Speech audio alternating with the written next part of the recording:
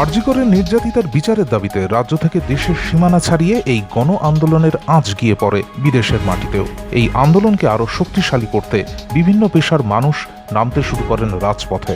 দেশ থেকে বিদেশে শুরু হয় মহিলাদের রাত দখলের কর্মসূচি। রাজ্যের বিভিন্ন প্রান্ত থেকে কলকাতার বিভিন্ন স্কুলের পাশাপাশি এই আন্দোলনে পিছিয়ে থাকেনি বেহালা হাই স্কুল, বেহালা পর্ণশ্রী বিদ্যা মন্দিরের ছাত্ররা ও তাদের পরিবারেরা। পর্ণশ্রী বিদ্যা মন্দিরের 1975 থেকে 2024 সালের ছাত্র ও তাদের পরিবাররা এই প্রতিবাদ মিছিলে সামিল হন। তাদের একটাই দাবি, তিলোত্তমার বিচার। তারা এও জানান, বিচারের দাবিতে তারা আন্দোলন চালিয়ে যাবেন।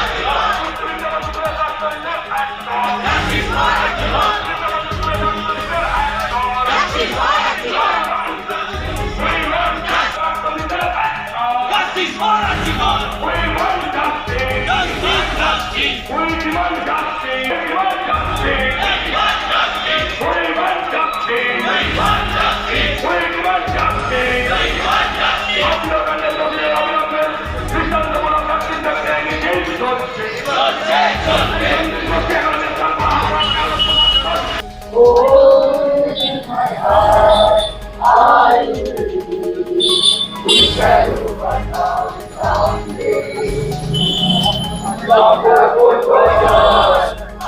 করব জয়,